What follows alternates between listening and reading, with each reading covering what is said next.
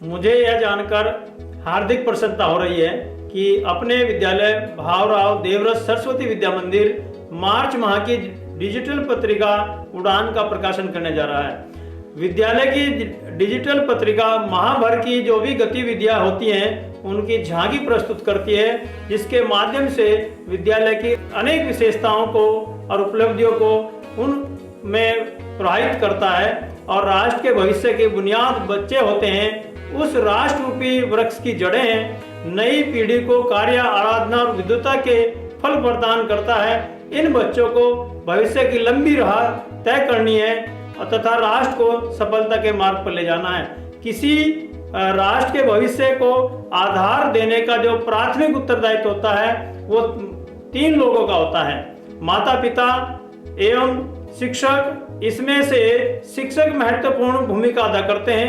शिक्षक अपने विद्यार्थियों को जिस प्रकार से एक पत्थर में से मूर्ति निकालते हैं और वेस्ट उसका अलग हो जाता है और जो सुंदरता रूप ग्रहण करती है वो मूर्ति अच्छी तरह से गढ़ जाती है, इसी प्रकार से शिक्षक ये कार्य करते हैं। उनके दिशा निर्देशन में विद्यार्थियों के उज्जवल भविष्य की रूपरेखा तय करते हैं और उनके लिए एक नई संभावनाएं प्राप्त करते हैं। उनको एक ऐसा स्थान, ऐसा प्लेटफॉर्म हम देते हैं जिससे वो आगे बढ़ सकें। उड़ान पत्रिका के इस डिजिटल अंक में मैं उन सभी भैया बहनों के प्रति विनम्र आभार व्यक्त करता हूं जिन्होंने पूरे वर्ष परिश्रम करके उत्तम स्थान प्राप्त किया तथा विद्यालय का नाम रोशन किया।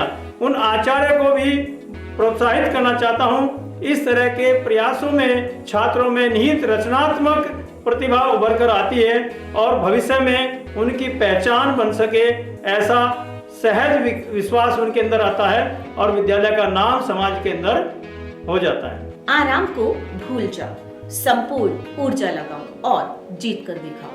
नमस्कार, मैं सरिता उड़ान पत्रिका के एक और नए डिजिटल अंक के साथ आप सभी के सामने प्रस्तुत हूँ। भावराव देवरस सरस्वती विद्या मंदिर नोएडा के प्रांगण में नए सत्र में आप सभी का हार्दिक अभिनंदन। आइए जाने मार्च माह में विद्यालय में कौन कौन से कार्यक्रम तथा गतिविधियां हुई। होली एक महत्वपूर्ण भारतीय त्योहार है। विद्यालय परिवार ने दिनांक 5 मार्च को पारिवारिक मिलन समारोह के रूप में इस त्योहार को हर्ष एवं उल्लास के साथ मनाया।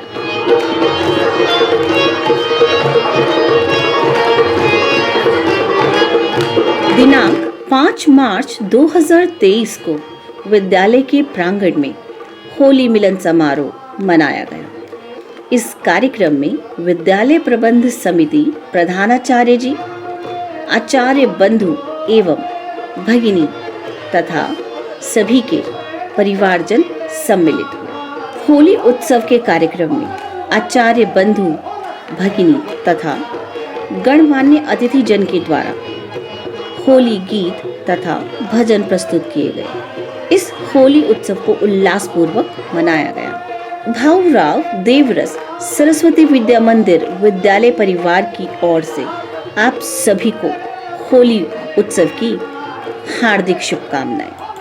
यह उत्सव आप सभी के जीवन में खुशियों के रंग लाए और हम हर वर्ष इस रंगों के उत्सव को ऐसे ही उल्लासपूर्वक मनाएं।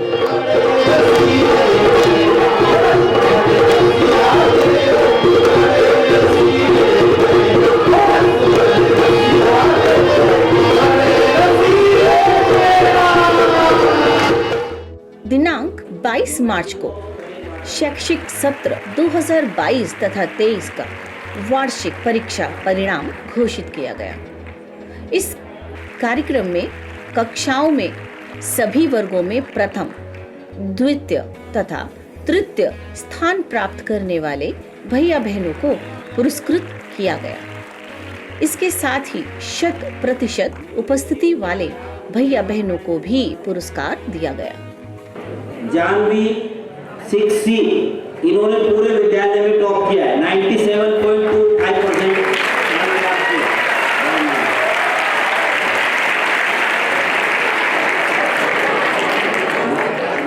और द्वितीय स्थान पर है किशन दुबे 8C से 96.6। किशन दूबी आ गए, इनके अभिभावक आए। और तृतीय स्थान पर तनुश्री 6D से, इन्होंने 94.9% अंक प्राप्त किए। ये तीनों भैया बहन पूरे विद्यालय में टॉपर हैं। इन सबके लिए सैनिक तालपुर जयवंत ए।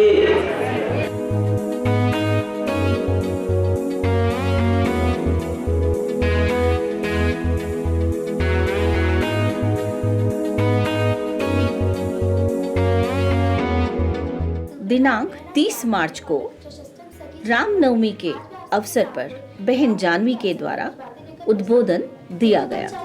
चैत्र मास के शुक्ल पक्ष की नवमी तिथि को रामनवमी का पर्व मनाया जाता है। रामनवमी के त्योहार का महत्व हिंदू धर्म सभ्यता में महत्वपूर्ण रहा है। इस पर्व के साथ ही माँ दुर्गा के नवरात्रों का समापन भी होता है। हिंदू धर्म में इस दिन पूजा अर्चना की जाती है। धार्मिक मान्यताओं के अनुसार रामनवमी के दिन भगवान श्री राम का जन्म हुआ था, इसलिए इस दिवस को राम जन्मोत्सव दिवस के रूप में भी मनाया जाता है। इस बार रामनवमी काफी खास है। गोस्वामी तुलसीदास जी ने रामचरितमानस बालकांड में लिखा है कि उन्होंने रामचरितमानस की रचना का आरंभ अयोध्यापुरी में विक्रम संवत 1631 के रामनवमी जो कि मंगलवार को था को किया था।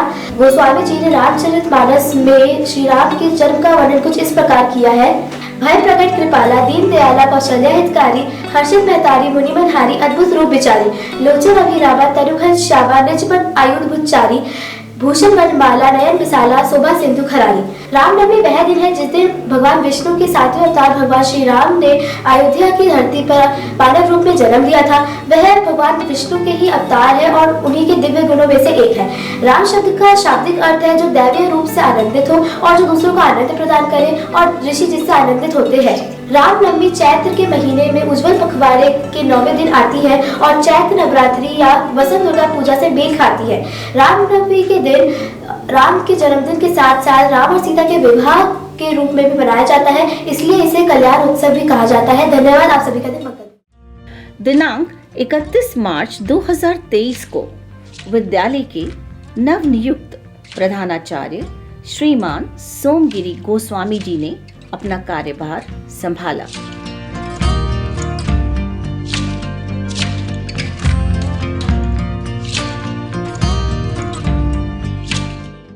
इस अंक में बस इतना ही। हम उड़ान पत्रिका के डिजिटल अंक को लेकर आते रहेंगे और इसी तरह आपसे फिर मिलते रहेंगे। तब तक के लिए नमस्कार।